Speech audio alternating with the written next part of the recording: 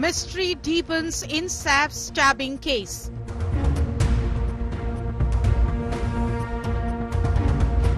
Glaring lapses come to the fore in case.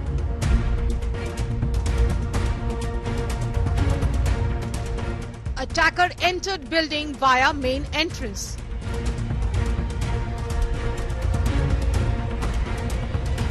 Was security asleep during stabbing incident?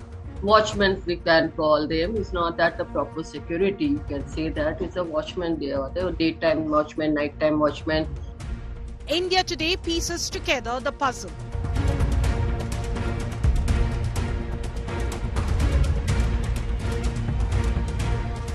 Saif stabbing case mystery.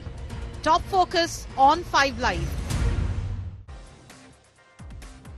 Nothing is adding up. We're telling you that we're going to piece together the puzzle, but I don't have all the pieces in my hand, and it appears that someone is trying to obfuscate the entire case. Is there a cover-up at play?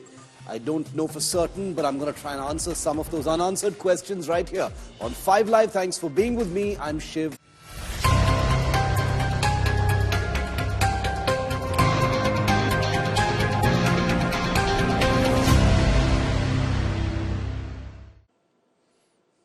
Viewer, it is so good to see that certain sections of the media have finally found the spine and the guts to ask tough questions about the most high-profile headline of the month, the Saif Ali Khan stabbing case. Those questions, of course, were first asked right here on India Today. But at least now the correct questions are being asked, and that is something that I feel we should all welcome. Because honestly, viewer, everyone involved in the Saif Ali Khan stabbing case appears to be taking the media and public for a ride. Nothing seems to add up. Absurdly incongruous details are being presented daily as evidence. To believe the story being proposed by investigators is to imagine a perfect storm of near impossible coincidences. So that's why here on India Today, we are raising the stakes. This high-profile celebrity case has raised more questions than it has answered, leaving a trail of puzzling inconsistencies that point to deeper mysteries beneath the surface. And I will go through them one by one. I have counted at least 11. As the investigation unfolds, these unanswered questions demand attention both from the authorities and the public to ensure the truth is brought to light. The reason is the case has now been weaponized for all manner of politics and different narratives of an apparently unsafe Mumbai. So bear with me as I start at the very beginning and start with the basics. I need you to walk through this with me slowly so you'll understand why this appears to be such an unbelievable story. First and foremost, how did the alleged attacker of Saif Ali Khan enter undetected through the main entrance of such a high-profile high-rise residence? Was there no security protocol in place to monitor the entrance? That's what we're being told. Equally baffling is the report that the accused scaled the compound wall without being noticed.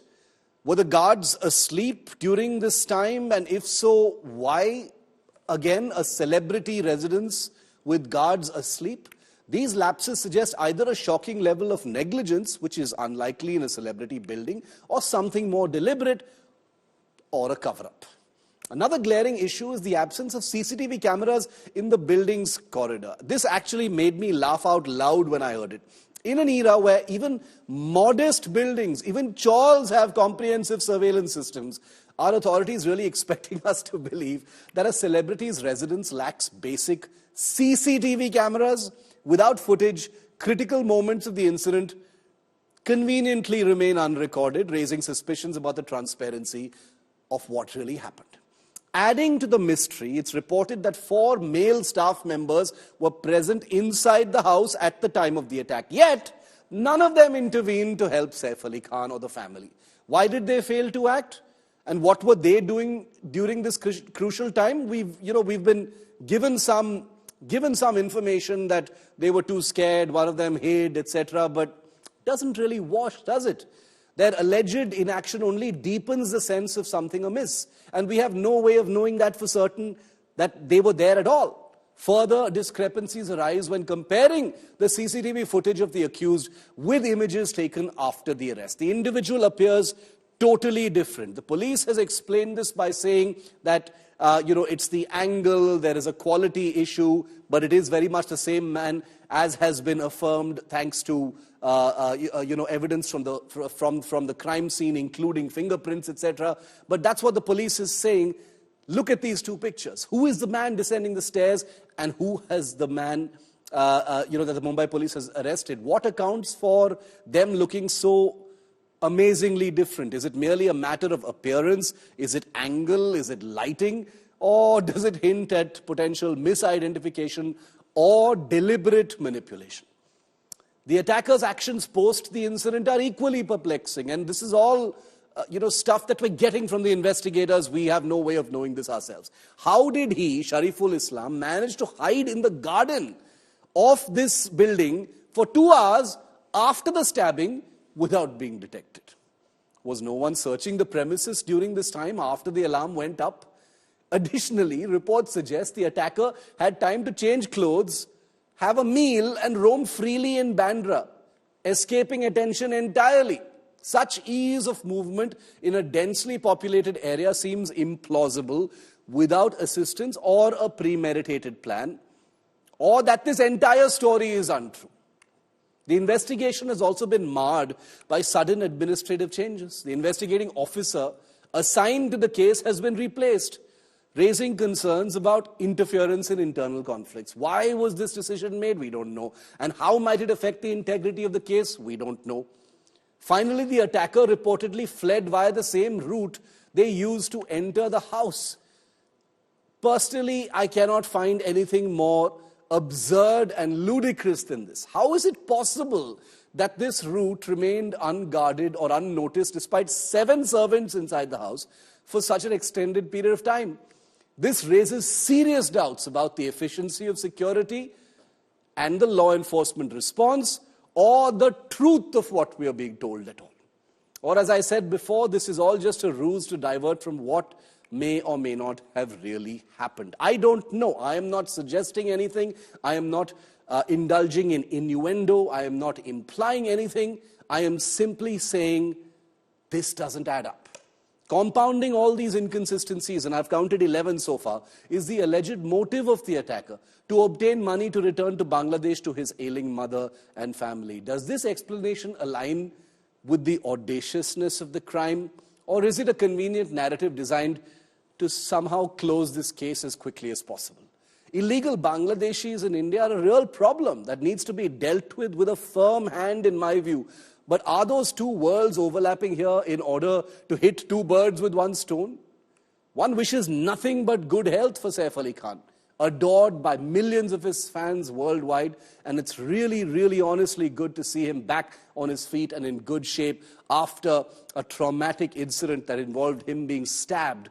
But through the last week, we've been fed everything from minor injury to serious spinal injury to knife blade stuck deep in his back to neurological damage. I'm not a doctor. I'm not suggesting anything, but I haven't seen Saif look in better health. To me, this doesn't look like someone who was stabbed multiple times, including near his spine just 4 days ago.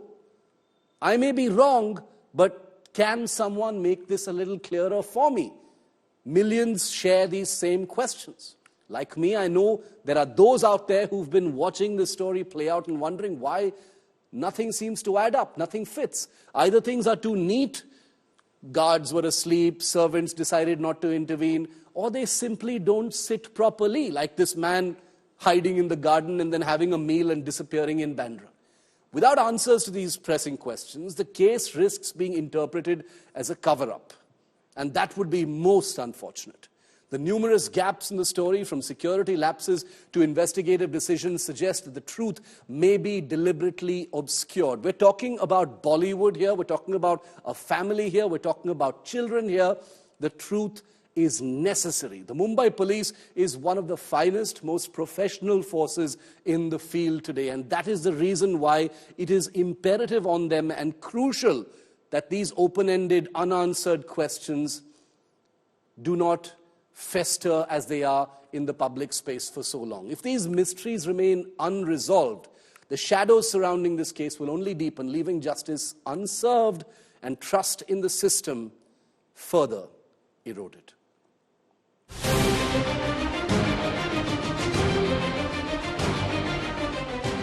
Looking sharp, walking straight,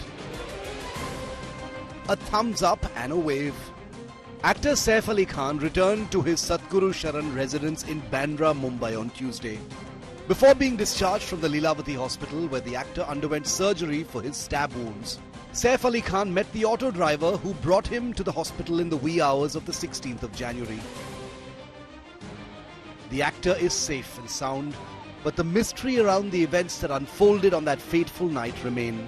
In fact, they've become much bigger. Attacker hid in garden for 2 hours. It has now emerged that the accused, Shariful Islam, alias Vijay Das, hid in the garden around Saif and Karina's building for nearly 2 hours after the stabbing incident, say the police. Fled through the same route. What's more, he managed to flee using the same route through which he entered the house, says the police. Accused scaled compound wall. The accused gained entry into the actor's building here by scaling its compound wall. Accused went through main entrance and went inside the main entrance.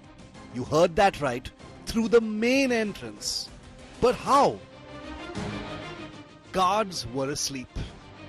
Because the 2 security guards, we are told, in the building were asleep. One was sleeping in his cabin and the other near the gate.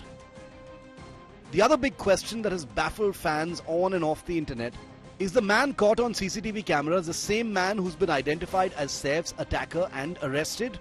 Look at the 2 pictures carefully. You decide. Interestingly, the investigating officer probing the attack on Saif Ali Khan has been changed. Initially, it was Police Inspector Sudarshan Gaikwad who was probing the attack on Saif Ali Khan. Now, PI Lingnurkar has been brought in to investigate the case. Is there more?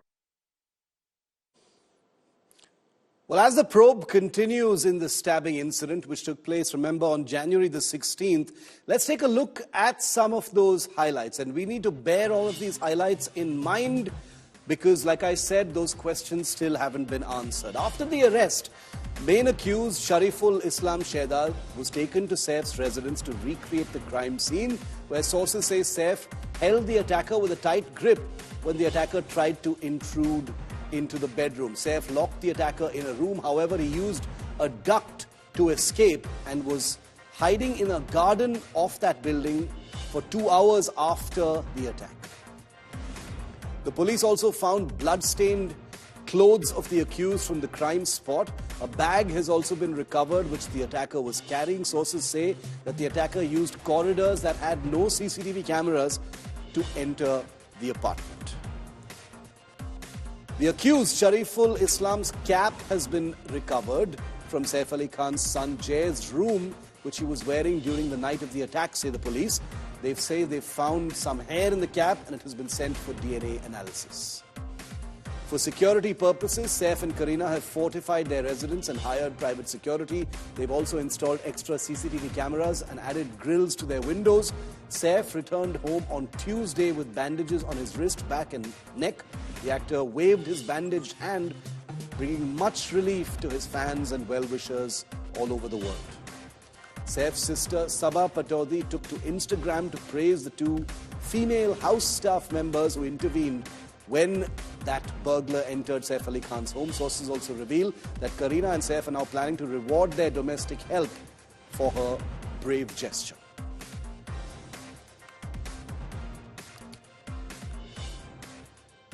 Let's bring in India Today's Divyesh Singh from outside the Bandra police station in Mumbai, who's been tracking the story. Divyesh, changes in the lead investigating officer, certain other unanswered questions that continue to, not have sharp answers.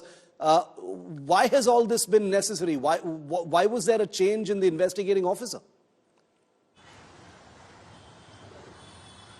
Well, Shiv, we tried speaking to some of the senior officials at Bandra and also in Mumbai Police Commissionerate, but there's been no response.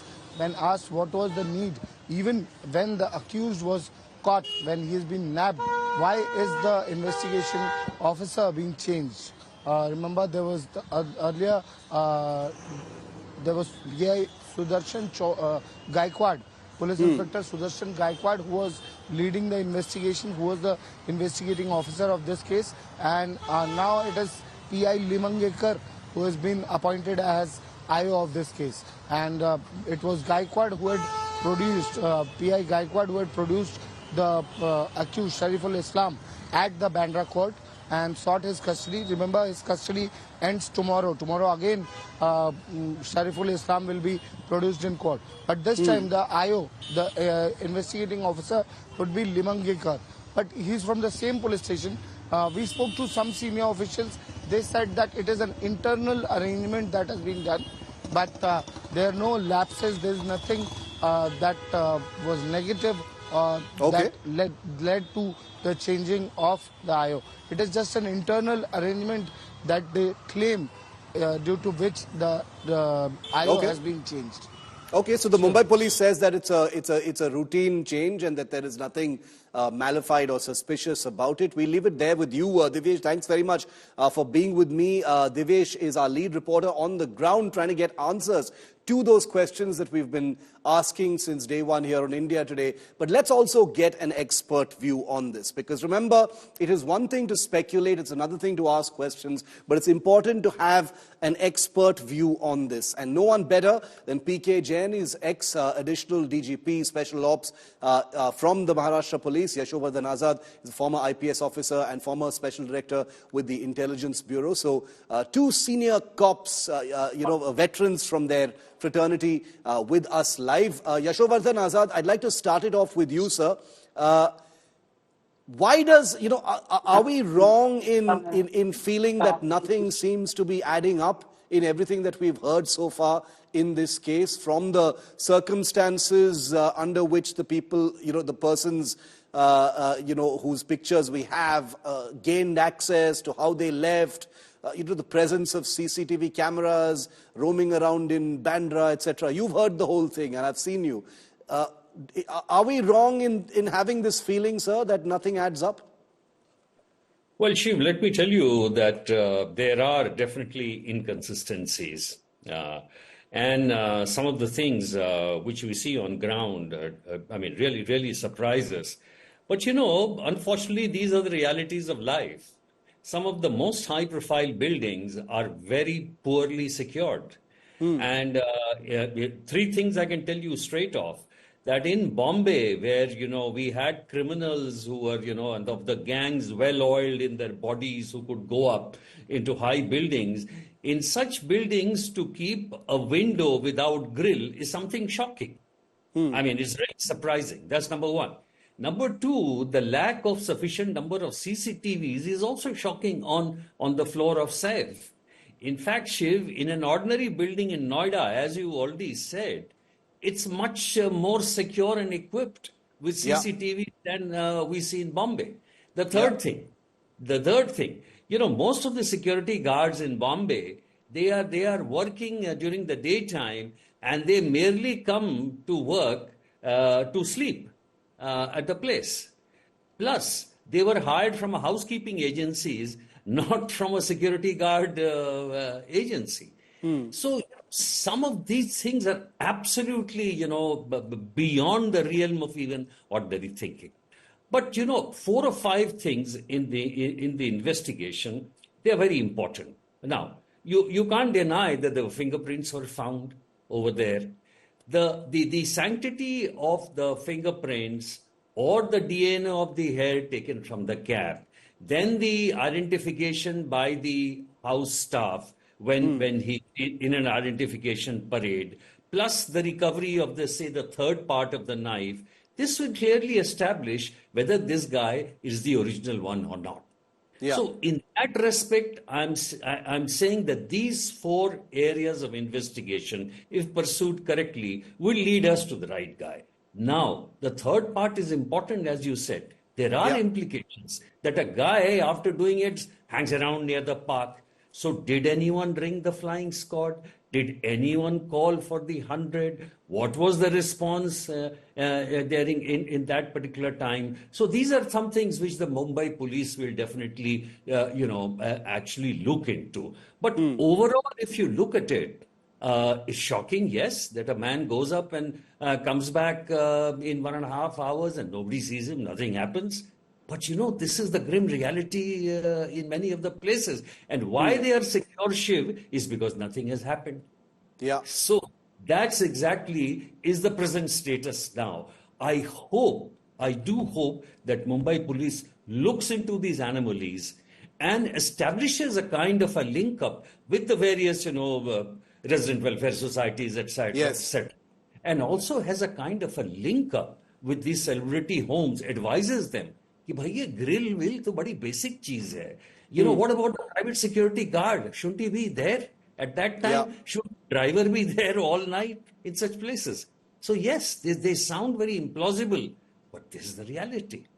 Okay, so implausible, but that is the grim reality, says Yashovardhan Azad. There may be some inconsistencies and anomalies, but the fact that, CCTV didn't exist or the security guards were asleep, not so unrealistic. This is the grim reality of even some of the most protected parts of celebrity Mumbai, says Yashovardhan Azad. PK Jain, many things have been said, by way of speculation. Some people are saying that, there is a cover-up and that's why there are inconsistencies in the story. The guy descending the staircase doesn't look like the man who was finally arrested. But as Yashovardhan Azad said, now there's fingerprint evidence, etc., that establishes at least some things that we can think of. How do you see this? What do you think are the anomalies or lack thereof in this story, sir? Hi, good evening, Shiv. Thank you very much for inviting me here. Thank you for coming, sir. Well, I have been maintaining right from the beginning that there are certain gaps in the entire story. The FIR that was lost, there were certain gaps in that also. The things seemed very hunky-dory in the sense that it was only the maid and Saif Ali Khan who were handling the alleged culprit, but nobody else came to their rescue. And then subsequently, his being locked in a room, his slipping away from that room, there are many things which do not add up. But as Yashovardhan has very correctly said, the police has taken somebody into custody and accused into custody. Certain evidence which is verifiable is being collected or has been collected in terms of fingerprints and DNA printing, etc. So that may probably establish the fact that whether it was the same accused or he was not the same accused, because fingerprinting and everything will take a little time before the results come up. Yeah. But despite all what the police has done, in such cases, generally, the thief would like to get away from the scene of crime as quickly as possible, and especially after having such an incident at home where he had to stab the homeowner 6 times. Correct. I'm yet to see a case where the thief would lurk around the same place for such a long time. Yeah. And then, there are many other things which to my mind don't add up. But see, the investigating officer is the best person to comment and what evidence he has in his possession. So he has whatever he has. And the change of guard at this stage, change of the investigating officer, unless there's a major faux pas somewhere, the investigating officer is generally not changed. Yeah, I actually wanted to ask you about that because, I didn't want to cast aspersions on what may be an administrative matter. But is it normal for an IO to be changed like this right in the middle of an investigation? No, it is not normal at all, unless, as I said, there is some faux pas, unless he has committed a mistake somewhere, unless something has happened. Generally, as I said, in 99% reckoning, unless the officer is transferred out of the police station. If there's a transfer, he's going out on promotion, etc., then yes. But if he continues in the same police station, then it is very rare that the investigation is taken away from one officer and given to another. And after such a stellar detection, I would say the police has done a wonderful job. If the accused is correct, the police has done a wonderful job in connecting the dots and arresting him from Thane. But unless there's some, I don't know. As I said, there are certain gaps in the entire story. It will take time before because of these gaps, small or big, and I appreciate the clarification on some of those gaps being down to the grim reality of daily life. But it is the fact that these gaps continue to be there, that all kinds of conspiracy theories are being built. Now, conspiracy theories by themselves aren't a concern for the police, but there is an increasing sense that, things have been coming out in phases. First there was, minor injuries, then it became six different injuries, then it became the blade, then it became, only one maid in the house, then it suddenly became 7 different domestic helps in the house. Information of this kind has been coming out piecemeal. By itself, Mr. Azad, that's not a surprising thing. Sometimes, when cases like this are developing, information comes out in tranches. But would you like to also comment on, the change of the IO? Does that look suspicious to you at all? Well, I can tell you, in my personal case, I was DIG Bhopal in a double murder, high-profile case. I felt that a particular inspector was absolutely outstanding. He was in the same police station, and we handed over the investigation to him for a speedy and effective way. So I would say that there could have been some mistake. But probably it has been given to the best guy, because there are a lot of things to be done, as Mr. Jain also said, that it will take time, the fingerprint, etc., etc.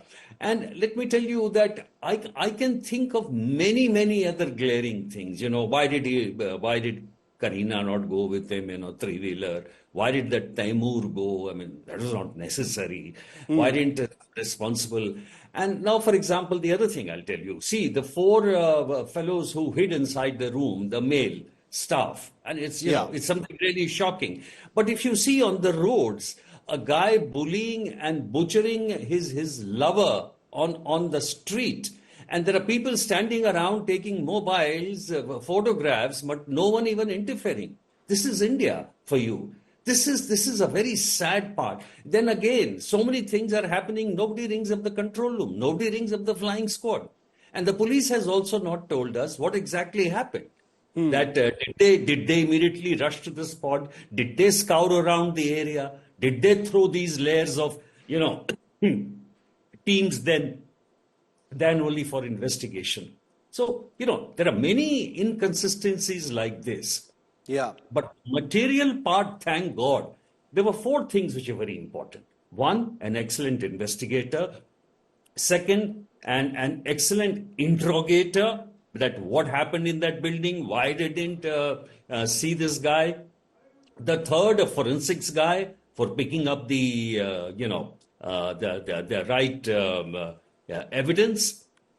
And 4th, the guy who's using the AI tool, because you have to make that face out, ferreting it out from various places. And that's why I say in those 2 areas, good work has been done. Okay, stay with me, Mr. Azad, and stay with me, Mr. Jain. I just want to take our viewers a little bit closer to the story. Because Saif Ali Khan has thankfully been discharged from hospital. He's been treated, he's looking well, and he's back on his feet and he's back home. But the attacker's identity has raised many questions about security, not just at Saif Ali Khan and other celebrity residences, but literally at India's borders, because the accused who stabbed Saif was arrested from Thane, but he happens to be a Bangladeshi national. His route of crime has shocked many. Take a look at his journey from Bangladesh to Bandra. Bollywood superstar Saif Ali Khan was stabbed allegedly by Mohammad Shariful Islam Shehzad, a 30-year-old Bangladeshi national, at his Bandra home on January 16th. Shariful was tracked down by the police after he made a UPI transaction to buy parathas and a bottle of water in Worli. During the interrogation, Shariful allegedly claimed that he is an illegal immigrant. India Today fact-check tried to trace his footsteps from Bangladesh. Shariful was allegedly a resident of Rajabaria village of the Jhalokati district in Bangladesh. He reportedly entered India through Meghalaya, crossing the Dauki river on the border. Shariful then allegedly travelled to West Bengal. He stayed there for a few weeks before moving to Mumbai in search of job. India Today reporters got in touch with Shariful's father, Ruhul Amin Fakir, who used to work in a jute mill. He told India Today Fact Check that his son illegally migrated to India in April 2024. While in India, Shariful worked at a restaurant in Mumbai and regularly sent money to his father in Bangladesh. Shariful's father admitted that his son's track record at home was not the best. He also shared Shariful's Bangladeshi voter ID card, along with the charge sheet filed against him by the CID of Bangladesh. But Ruhul Amin Fakir insisted that his son is being framed.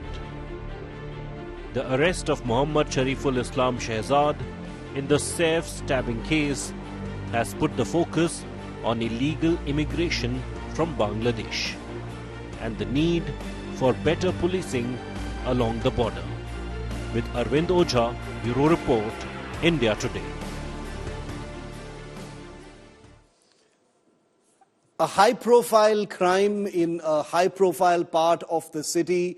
The person at the center of this entire case, a big Bollywood star, and his family, one of the most famous families of Bollywood, is at the center of this entire case, and that's the reason why it has gotten so much media attention. In case you've been wondering, but PK Jain, the kind of speculation, the kind of damaging questions, the kind of very irresponsible conspiracy theories that came up during the the Sushant Singh Rajput case is something that happened very recently.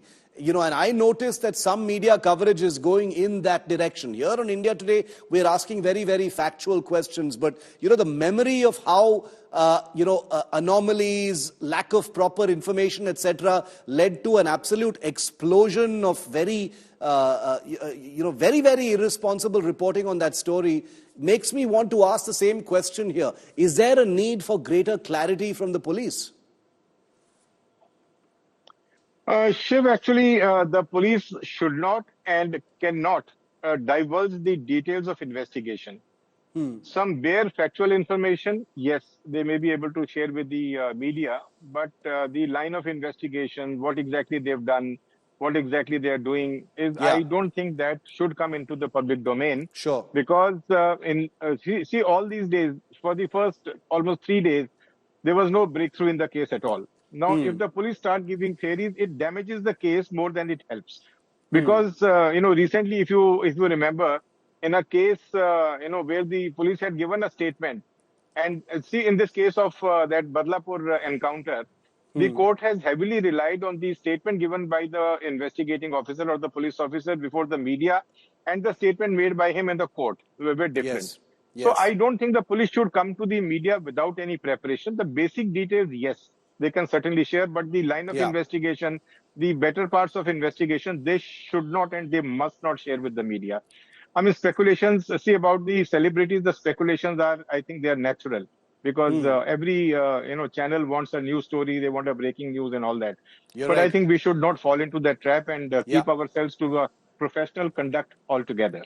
I completely agree with you. I'm absolutely on the same page with you on that because Yashovardhan Azhar, you remember it as well. The way things just went completely out of hand during the Sushant Singh Rajput case. Anything and everything was being peddled as fact. And I see signs that things could go down that route this time as well. I hope they don't. Certain lessons have most definitely been learned. There have been consequences as well. But here as well, we're looking at all the ingredients of another kind of eternal pot boiler where, we are left in the dark. Yes, as Mr. Jain rightly said, because, this case was absolutely in the dark for the first 3 days. So there were a lot of surmises and, conspiracy theories and all that were coming out. Regarding media briefing, Shiv, I have my view. And whenever I was there in the district or here, I would either have a trained veteran who has been doing this for 2-3 years. That is because it is when there is a high profile case like this, as you rightly said, there are various, that there is fear, there is apprehension, there is a lot of query on the part of the public. So they also need to be assuaged. After all, anything is for the people. So Correct. Either there should be a veteran officer who comes, or you have your spokesman who come and talk about the basic facts, as Mr. Jain also said, and tell them, okay, this is there, nothing to get scared about. This has happened in a particular area. This does not mean that Bandra is going in flames and things like that, because many people are talking about, theft in Bandra and what will happen to a common man, what will happen to other people. So there is a way of doing it. In this particular case, that is why, after assuring the public that, like, for example, you said this guy was hanging around in the lawns nearby. Now that certainly creates a scare that we have more and more outsiders like Bangladeshi. Bangladeshis here, and it might happen. But there is one thing in the end I'll definitely say, Shiv, that this kind of entry and this kind of a crime committed by an Bangladeshi immigrant who has just come about few months back does have security implications. And if the police today go through a verification process everywhere in all the states, it will be good for us. Important to get to the truth, because there are implications in this case that go, like Yashovardhan Azad rightly said, beyond just that building and this particular case. If indeed the attacker was all the way from Bangladesh, there are literally national security implications to what has happened. We will continue to report with facts, not with sensationalism, not with conspiracy theories, but with facts and questions sensitively delivered right here on India Today. Yashovardhan Azad, PK Jain, a pleasure. Thank you very much for your time and for being with me here on this broadcast. Well, meanwhile, what can you expect but politics over the Saif Ali Khan attack only escalating? The war of words is exploding now over the attacker Shariful Islam Shehzad, who is an illegal Bangladeshi immigrant. The BJP and the Shiv Sena are blaming the Uddhav faction of the Shiv Sena for leaving Mumbai unsafe and promoting infiltration during his tenure. Maharashtra Minister Ashish Shelar said that Uddhav Thackeray with Mamta Banerjee let the intruder who attacked Saif enter Maharashtra via West Bengal. Remember, it is said that Shariful Islam had infiltrated sometime around 6 months ago. At that time, it was the Uddhav government in Maharashtra. Vice President Jagdeep Dhankar also raised concerns over the rise in the number of illegal immigrants in India. Meanwhile, the Shiv Sena has also gone on to question how Saif recovered in 4 days after such a deadly knife attack. The Shinde Sena's Sanjay Nirupam also questioned how did the attack happen when at least 8 people were home. So politicians having a field day. मला वाटतं तो त्यांचा वायफळ प्रयत्न आहे. बोलघेवडेपणा ही ओळख संजय राऊत यांची आणि वायफळ बाष्पीभवन ही ओळख आदित्य ठाकरे यांची, आणि म्हणून त्यांना खुलं आव्हान आहे की तुम्ही आज जो विषय समोर घेऊन बोलताय, म्हणजे अगदी सैफ अली खानच्या मारेकऱ्याबद्दल सुद्धा, तर बांगलादेशी हा घुसखोर बंगालमधून कसा आला, तिकडच्या सीमेवर ममता दीदीचं सरकार बीएसएफला काम करू का देत नाही, बीएसएफचा विरोध का करते, आणि त्या ममता दीदीच्या एका अर्थाने मांडीला मांडी लावून आदित्य ठाकरे उद्धव ठाकरे का बसलेत, कुठल्या मतांसाठी, कुठल्या रंगासाठी, कुठल्या व्यक्तींसाठी, आणि त्यामुळे असुरक्षित मुंबईला सुद्धा करण्याचा डाव पश्चिम बंगाल मार्गे हा त्या ठिकाणी ठाकरे सेनेच्या मदतीने होतोय का, हा सवाल आमचा त्यांना आहे. जब वो घायल हुए थे तब वो कहा गया था कि लहूलुहान अवस्था में थे, स्ट्रेचर पर गए थे. डॉक्टरों ने कहा था कि उनके पीठ में 2.5 इंच वो चाकू घुस गई थी. उसके बाद 6 घंटे का ऑपरेशन हुआ था. पर 4 दिन के अंदर एक व्यक्ति इतने बड़े ऑपरेशन के बाद चल के आ सकता है, और भी उछलते कूदते हुए. हो सकता है वो बॉडी बिल्डर हैं, इसलिए शायद वो रिकवर कर गए होंगे, लेकिन हमारे मन में एक सवाल है, इसलिए हमने सवाल उठाया है. जो आदमी 4 दिन में इतना टनाटन अस्पताल से निकल के आ गया, वो एक व्यक्ति के हमले में इतनी बुरी तरह से घायल हो जाएगा. ये सब सवाल हैं। अब मुंबई पुलिस ने भी जिस तरीके से 3 दिन में 3 अभियुक्त पकड़े हैं, वो भी हमको परेशान कर रहा है। What happened with the incident involving the actor Saif Ali Khan in Mumbai is extremely distressing, very disturbing for people. This is an unprecedented situation given what is happening in Bangladesh. This government in the center is very strong on securing our borders. It's a nationalistic government. They are doing everything they can to protect our borders. To play politics over an issue like this, over national security, is very unfortunate. We are suffering illegal migration in this country of millions. If we go to count their number, mind-boggling. That illegal migration has to be dealt with. But it developed एक नासूर बन गया without even token of resistance. It is a problem we will have to handle because it is taking shape of unmanageable dimensions. Now if somebody has come and has attacked Saif Ali Khan sahib, first of all, I am against these things happening. And I wish him well. But you can't blame a nation for one man's doing. Do you remember what happened in Canada? What happened in America? You remember? And they put blame on India. How can you put one person who does something on the nation?